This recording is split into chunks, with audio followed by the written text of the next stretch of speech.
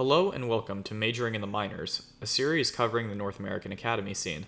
Following their series against Golden Guardians Academy on Thursday, CLG Academy have punched their ticket into the top 4 of Academy. Something I'm not seeing enough discussion around, however, is the fact that the exact same roster of players sat in 10th place in the prior split, 3 entire wins lower than the 9th place team.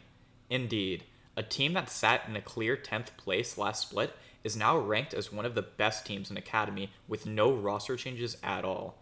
You can already tell where I'm going with this. The signing of CLG's new coach, Moon, has completely turned around the Academy team in several very tangible ways.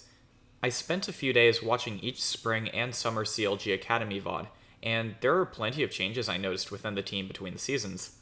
It's no secret that Fragus has come under a lot of fire, particularly when he was brought to the limelight following his substitution into the LCS squad in Week 9. While I was agreeing that the substitution was an awful idea, there is something to be said about his performance in summer following his spring split. In spring, Fragus was just flat out bad, no questions asked.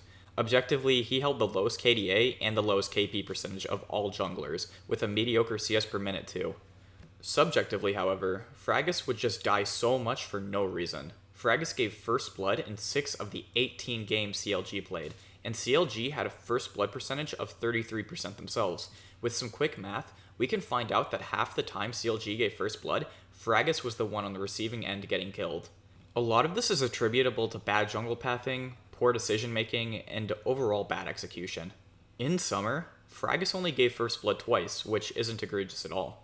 I know something as superficial as Fragus gives first blood a lot isn't extremely telling of how bad Fragus was in spring, but it's more so indicative of how he played as a whole. Fragus would get outpathed in spring, and CLG Academy had the worst early games in all of NA Professional during the split because of it. It's clear that the introduction of former professional jungler Moon has granted Fragus a valuable resource to his own improvement. In fact, I'd go as far as to say that in 2020 NA Academy, Fragus was hands down the player that improved the most.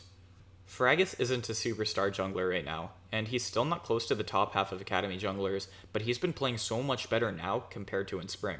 In the summer regular split, he held the 4th highest KP percentage and placed 7th in KDA, which is a far cry from his bottom placings in both statistics in spring. Moon did an outstanding job working with Fragus, and Fragus benefited greatly from Moon's tutelage. Another massive reason for Fragus' improvement, and the overall improvement of CLG Academy, is the huge improvement in their drafts in general. CLG's drafts in spring were an absolute train wreck, and there are 2 specific games I want to look at that properly illustrate this point. The first of which is CLG's Week 2 match against TSM. TSM first pick Aphelios, which was common during this period because of how absurdly broken the champion was, and CLG immediately respond with both Xayah and Rakan. TSM gets Syndra and Jarvan, and CLG pick up the overpowered Ornn. Initially, it's not the end of the world. Ornn is an excellent top laner, especially since he was really broken in this time period. And Xayah Rakan are generally good into most Aphelios matchups since they get priority and Aphelios struggles into dealing with Rakan. But this draft was already fumbled. There was no reason to pick both Xayah and Rakan since Aphelios was already picked. They could have picked Syndra early over Xayah and flexed it bottom lane if Stixxay was capable of playing it, which he isn't, but that's a different issue entirely. Syndra was absurdly broken in this period because the champions that countered her in mid lane weren't really good, and they were way more difficult to play than Syndra herself. Vel'Koz, Echo, and Galio weren't really popular at this point. CLG later decided to pick LeBlanc into the Syndra mid lane alongside Trundle. This is a pretty bad 2v2 since Trundle struggles to keep up with LeBlanc's movement and LeBlanc likes to deal her damage all at once, while Trundle is more favorable with laners who spread out their damage over a period of time, utilizing his ultimate.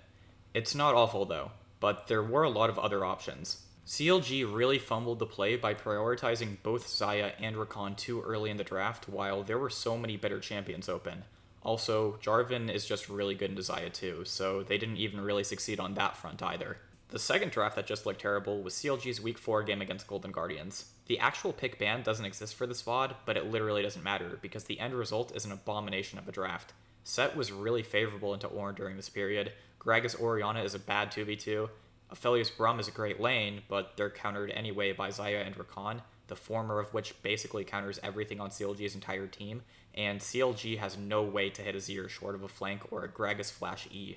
Either way, Golden Guardians just have an absurdly better draft. 3 winning lanes, and a Sejuani who can't be punished since every lane has priority. To top it off, Gragas doesn't even have good gank targets in the early game unless his flash is up, and CLG predictably gets smashed.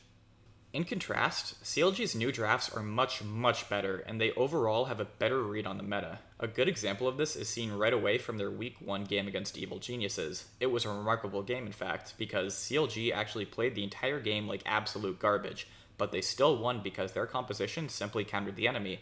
This was during Varus' 100% pick ban phase, but there did exist compositions that you could draft into the Varus that made him worthless, and this was definitely one of them. Galio, Jarvan, Ornn, Leona. How does Varus play this game, where anytime he is on an enemy screen he is going to get engaged on and die?